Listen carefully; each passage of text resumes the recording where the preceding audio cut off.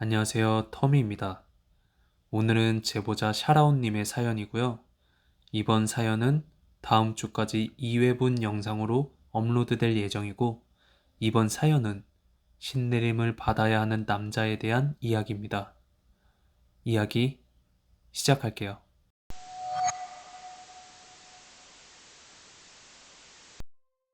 안녕하세요. 저는 현재 30대 후반 남성이고요.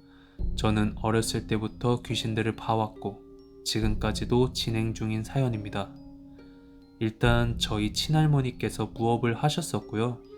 그리고 저희 부모님은 아무런 증상이 없으셨는데 저한테 신이 온 케이스입니다.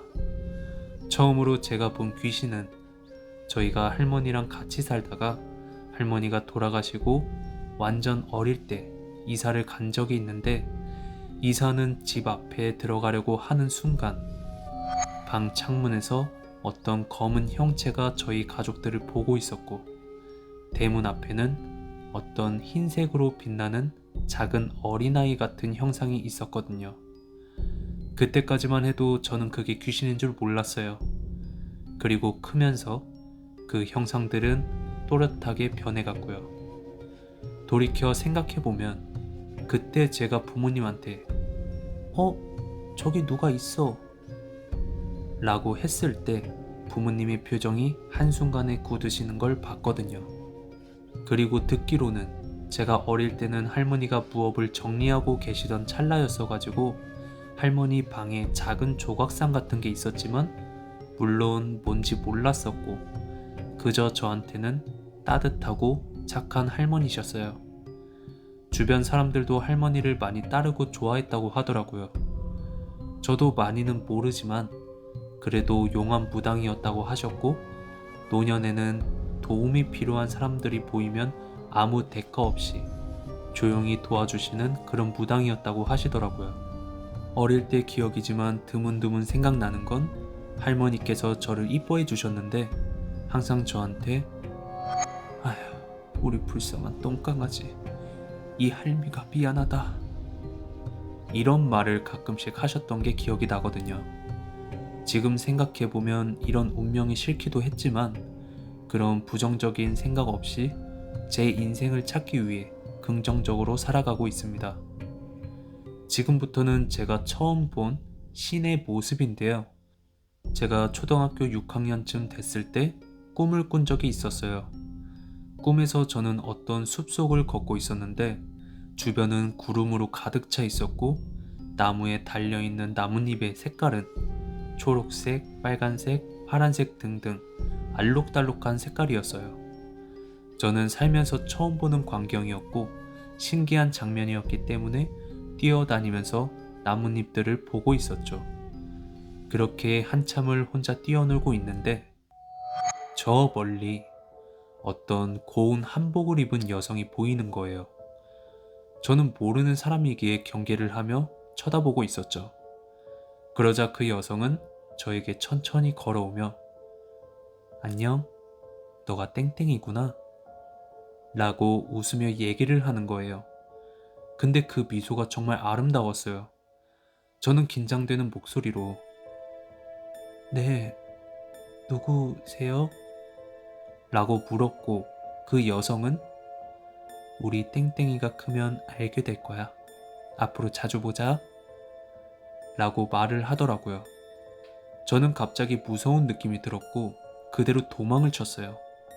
도망을 치면서 뒤를 보는데 그 여성과 거리가 멀어지지 않고 계속 그 자리에서 뛰는 느낌인 거예요. 저는 눈물을 흘렸고 그 순간 잠에서 깨어났어요.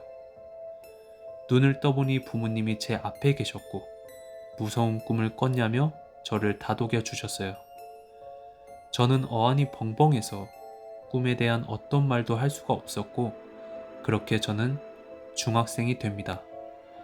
그 일은 당연히 까마득히 잊었고 친구들과 하굣길에 신나게 뛰다가 발을 접지르게 되면서 차도로 떨어졌고 그대로 차에 부딪히게 됐어요. 그 후 눈을 떴을 땐 병원이었고 부모님이 의사 선생님과 이야기하는 모습이 보이더라고요. 얘기가 끝난 부모님은 저한테 오셨고 저를 데리고 집으로 가셨어요. 참고로 신기하게도 아픈 곳이 없었어요. 그렇게 그날 밤 또 꿈을 꾸게 됩니다. 옛날에 제가 선녀를 봤던 그곳에 있었고요. 그 선녀가 저를 보고 웃으며 얘기를 하더라고요. 괜찮니? 저는 옛 기억이 떠오르면서 저도 모르게 네, 괜찮아요. 감사합니다. 라고 얘기를 했고 그 선녀는 이제 나를 받아들일 때가 된 것 같구나. 라는 의미심장한 말을 남기고 사라졌어요. 그렇게 저는 꿈에서 깼고 그때가 밤 10시쯤밖에 안 됐어서 부모님이 깨어 계시더라고요. 그래서 제가 꿈 얘기를 해줬어요. 그랬더니 부모님끼리 눈을 마주치고는 알 수 없는 표정을 짓는 거예요. 그렇게 저는 의문을 품은 채 다시 잠에 들었고 다음 날이 되었는데 그동안 잠깐 보였던 귀신들이 너무 많이 보이는 거예요. 집에서 돌아다니는 귀신부터 길거리에 기우뚱기우뚱거리는 귀신까지 거리 곳곳에 귀신들이 있는 거였어요. 그리고 더 소름 돋는 건 집에 있는 귀신은 저에게 너 이제 내가 보이는구나. 넌 내 거야. 이런 말을 하더라고요. 그때 저는 애써 못 들은 척 긴장하며 학교 갈 준비를 했고요. 저는 그날부터 악몽에 시달렸고 부모님도 이 사실을 아셨어요. 학교에 못 나갈 정도로 힘들었었고 부모님은 저에게 제가 알아들을 수 있게 설명을 해 주셨죠. 할머니가 무당이셨기 때문에 그 일을 물려받아야 되는데 그게 너에게 온 것 같다고 신을 받아야 할 운명이라고 미안하다고 얘기하더라고요. 저는 너무 무서워서 싫다며 울고불고 소리를 질렀고 그렇게 엉망이 된 저에게 유학을 권하시더라고요. 그렇게 저는 해외로 유학을 가게 되었어요. 무서웠지만 여기 있는 것보단 좋을 거라고 생각했거든요. 저는 유학을 갔고 처음에는 귀신들이 보이지 않아서 그것만으로도 너무 행복했어요. 하지만 그곳에서 따돌림과 인종차별을 당하며 1년을 보냈고 결국 다시 한국에 오게 되었죠. 저는 그때부터 학교에 다니지 않았고 부모님의 권유로 절을 다니며 절에서 공부하고 기도하며 생활을 했어요. 그러던 어느 날 아버지가 교통사고를 당해서 다치는 일이 벌어졌고 어머니도 잦은 병으로 힘이 많이 빠져있는 상태였어요. 스님은 저에게 제가 신을 받지 않아 가족들이 다치는 거지만 열심히 기도하고 마음을 비우면 언젠간 다 괜찮아지실 거라고 했어요. 저는 간절하게 더 기도했고 어느 순간부터는 꿈에 그 선녀가 나와서 무서운 표정으로 저를 쳐다보더라고요. 너무 무서웠지만 저는 죄송합니다. 제발 용서해 주세요. 라는 말밖에 하지 못했어요. 그렇게 성인이 되기 전까지 저를 왔다 갔다 하며 지냈고 어느 순간부터 귀신이 보이지 않더라고요. 스님은 이제 된 것 같다며 저에게 염주를 주시고는 집에서라도 항상 기도하고 나쁜 짓 하지 말라고 하셨고 저는 그렇게 검정고시를 보고 바로 취업을 하게 됐죠. 그렇게 시간이 흘러 20대 중후반이 되었고 남들과 다르게 살고 있을 때였어요. 어느 날 꿈에 그 선녀가 또 나타나더라고요. 그러면서 저한테 버럭 화를 내며 그때 너를 살려주는 게 아니었다면서 배은망덕하다며 저에게 소리를 지르셨고 이제부터는 더 무서운 일들을 보여주겠다며 저에게 협박을 하더라고요. 그렇게 저는 식은땀을 흘린 채 잠에서 깼고 그 다음날 바로 절에 다시 가게 됩니다. 일단 첫 번째 사연은 여기서 끝이 나고 다음 주에 그 후의 이야기를 들려드리겠습니다. 감사합니다.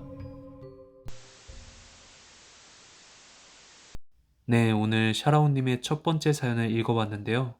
보통 사람들은 이해하지 못하는 인생을 살아오신 것 같습니다. 힘든 시절이 있었던 만큼 앞으로 더 좋은 시간들이 기다리고 있을 거라고 생각합니다. 오늘 정말 접하기 어려운 사연을 보내주셔서 감사하고요. 그럼 다음 주에 2탄으로 돌아오겠습니다. 다음 주에 뵐게요.